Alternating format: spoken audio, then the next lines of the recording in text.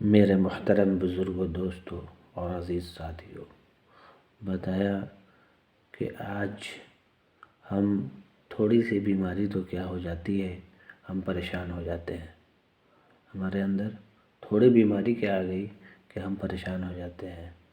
سر درد ہو، چاہے بخار ہو، کھانسی ہو، سردی ہو، چاہے زکام ہو، کسی طرح کی بھی بیماری ہو، ہم پریشان ہو جاتے ہیں۔ بلکہ میرے محترم بزرگوں، دوستوں اور عزیز ساتھیوں، ہم پریشان نہ ہوں۔ کیوں نہیں ہو؟ کیونکہ ان تمام بیماریوں کا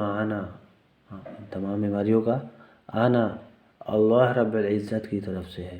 کس کی طرف سے ہے؟ تو اللہ رب العزت کی طرف سے ہے۔ کہا اللہ رب العزت نے قرآن میں فرمایا ہے، جس کا خلاصہ ہے کہ ہم اپنے بندوں کے آزمائش کے لیے ہر سال وبا کے طور پہ ہو، پریشانی کے طور پہ ہو، یا بیماری کے طور پہ ہو، چاہے جس اعتبار سے ہو، میرے محترم بزرگوں، دوستوں اور عزیز ساتھیوں، بتایا اللہ والوں نے کہ آزمائش کے لیے اللہ رب العزت بھیجتے ہیں کہ ہمارا بندہ اس حال میں کس کے پاس جا رہا ہے۔ آج ہم سوچیں، غور کریں، فکر کریں۔ جب ہم فکر کریں گے، غور کریں گے، تو میرے محترم بزرگوں، دوستوں اور عزیز ساتھیوں، بتایا کہ پتہ چلے گا کہ جب ہمیں کسی طرح کی بھی پریشانی آتی ہے تو ہم سب سے پہلے بندے کے پاس جاتے ہیں۔ کس کے پاس؟ اللہ رب العزت کے بندے کے پاس جاتے ہیں۔ یعنی ڈاکٹروں کے پاس جاتے ہیں علاج کے سلسلے میں۔ کبھی ہم یہ نہیں سوچتے کہ یہ بیماری ہو، چاہے پریشانی ہو، یہ اللہ رب العزت کی طرف سے بھیجی گئی ہے۔ کس کی طرف سے؟ تو اللہ رب العزت کی طرف سے۔ کبھی ہم یہ نہیں سوچتے کہ ہمیں اللہ رب العزت کی طرف پہلے مائل ہونا ہے، پہلے اللہ رب العزت کو یاد کرنا ہے، اللہ رب العزت کے ذکر میں اپنے آپ کو مشغول کرنا ہے، تب جا کر کے ہمیں دنیا کی طرف مائل ہونا ہے۔ یعنی پہلے اللہ رب العزت ہیں، پھر اسباب ہیں۔ صحابہ رضی اللہ عنہ اجمعین کی زندگی کو ہم اٹھا کر کے دیکھیں گے تو پتہ کیا چلے گا کہ وہ جب بھی کسی پریشانی میں ہوتے، جب بھی کسی بیماری میں مبتلا ہوتے، تو سب سے پہلے کیا کرتے؟ سب سے پہلے اللہ رب العزت کی طرف اپنے آپ کو مخاطب کرتے، یعنی اللہ رب العزت کو مناتے، اللہ رب العزت سے پہلے کہتے، پھر جو ہے میرے محترم بزرگوں، دوستوں اور عزیز ساتھیوں، پھر اسباب کی طرف جاتے ہیں۔ مگر آج اس کا الٹا ہو رہا ہے۔ سب سے پہلے ہم اسباب کی طرف جا رہے ہیں، اللہ رب العزت کو چھوڑ دے رہے ہیں، اللہ رب العزت کے رسی کو ڈھیلا کر دے رہے ہیں۔ بلکہ اللہ والے فرماتے ہیں کہ وہ شخص کامیاب ہے جو شخص اللہ رب العزت کے رسی کو مضبوطی سے پکڑے رکھے، اللہ رب العزت کی رسی کو مضبوطی سے پکڑے رکھے۔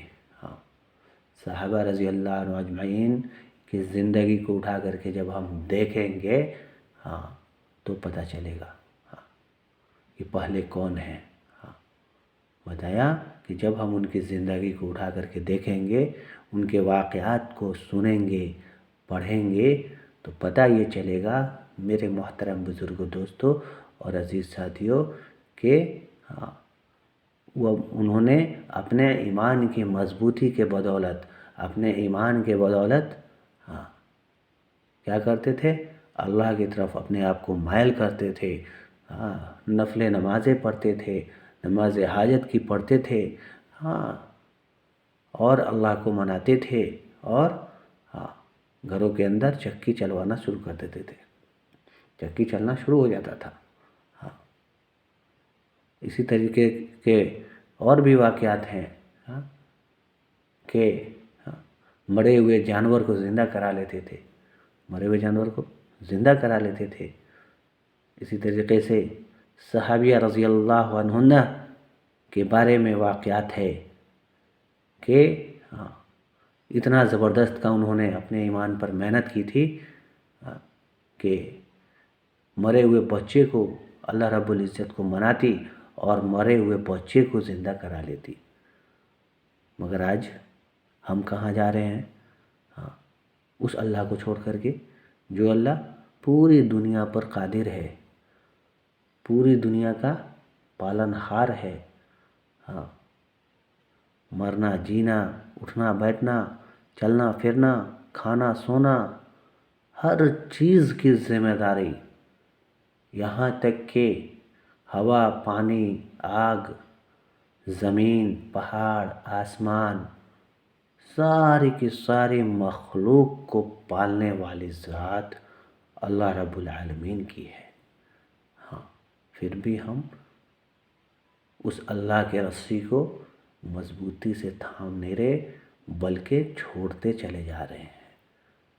ایسا چھوڑ رہے ہیں کہ ہمیں پتہ بھی نہیں چل رہا، احساس بھی نہیں ہو رہا کہ ہمارے قدم کدھر کی طرف اٹھ رہے ہیں.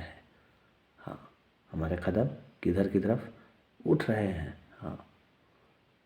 میرے محترم بزرگوں، دوستوں اور عزیز ساتھیوں، اگر ہم غور کریں گے، فکر کریں گے، اپنے گریبان کے اندر جھانکیں گے اور دیکھیں گے تو پتہ یہ چلے گا کہ ہم دنیا کی طرف مائل زیادہ ہو رہے ہیں اور اللہ رب العزت کی طرف مائل تین کا برابر بھی نہیں ہو رہے ہیں. بلکہ اللہ والے فرماتے ہیں، اگر جو تم، اور حدیث کے اندر بھی آتا ہے جس کا خلاصہ ہے، اگر جو تم اللہ کے دین کو مضبوطی سے پکڑے رکھو گے، اگر جو تم اللہ کے دین کے رسی کو مضبوطی سے پکڑے رکھو گے تو اللہ رب العزت کیا کریں گے؟ اس دنیا کو ذلیل کر کے دوڑاتے ہوئے ہمارے قدموں میں لا کر ڈال دیں گے.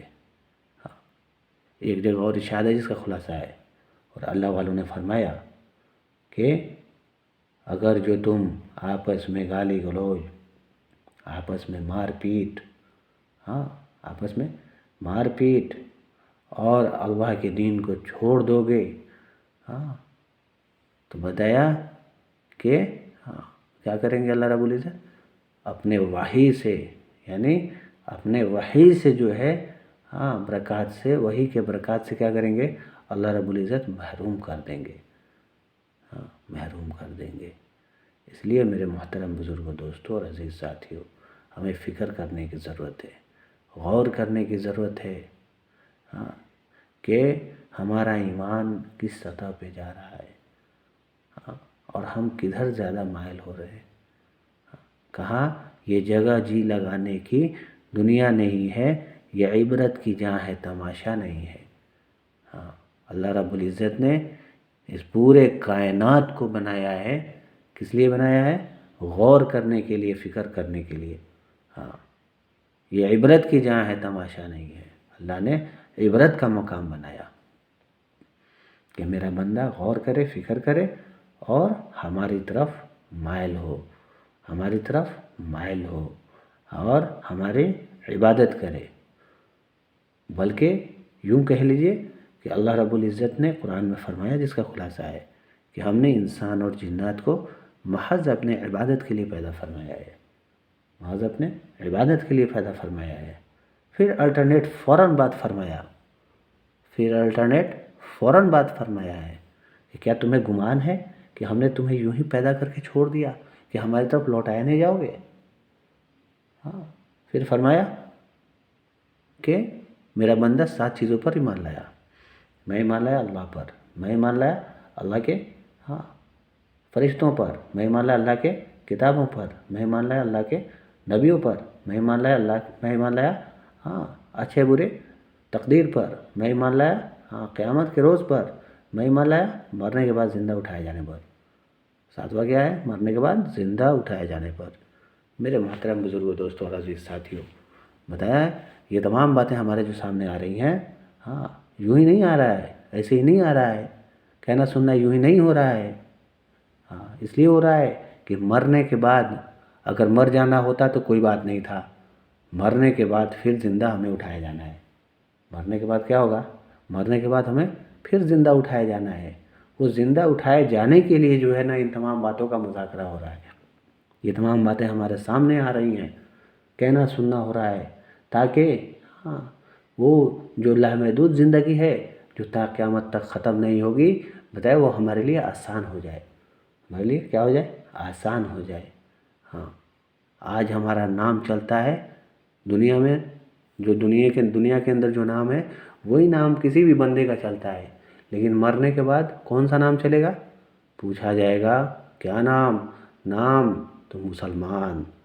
کیا پوچھا جائے گا؟ نام تو مسلمان، خالق اللہ، ہاں پیغمبر محمد صلی اللہ علیہ وسلم، کتاب قرآن شریف، ہاں کتاب قرآن شریف، ہاں شناختی علامت مذہب اسلام، شناختی علامت مذہب اسلام، ہاں مستقل پتہ دنیا اور مستقبل پتہ جنت۔ میرے محترم بزرگوں، دوستوں اور عزیز ساتھیوں، جب ہم اللہ کے دین پر محنت کریں گے، جب ہم اپنے ایمان کو تر و تازہ کرتے رہیں گے، کہنا سننا کرتے رہیں گے، تب جا کر کے میرے محترم بزرگوں، دوستوں اور عزیز ساتھیوں، ہمارے لیے تمام سوالات کے جوابات ہمارے لیے آسان ہو جائیں گے۔ ورنہ میرے محترم بزرگوں، دوستوں ہاں اور عزیز ساتھیوں، بتایا کہ مرنے کے بعد تھوڑی سی بھی مہلت نہیں ملے گی، ہم خون کے بھی آنسو روئیں گے، خون کے بھی آنسو روئیں گے، کوئی فائدہ نہیں ہوگا، کوئی فائدہ نہیں ہوگا۔ کیوں نہیں ہوگا؟ کیونکہ آج عمل ہے، حساب نہیں ہے، کل حساب ہوگا، عمل نہیں ہوگا۔ آج عمل ہے، حساب نہیں ہے، کل کل حساب ہوگا، عمل نہیں ہوگا۔ ہاں اس لیے میرے محترم بزرگوں، دوستوں فکر کرنے کی ضرورت ہے، فکر کریں گے انشاءاللہ اللہ ہم سب کو کہنے سننے سے زیادہ عمل کی توفیق عطا فرمائے، آمین ثم آمین۔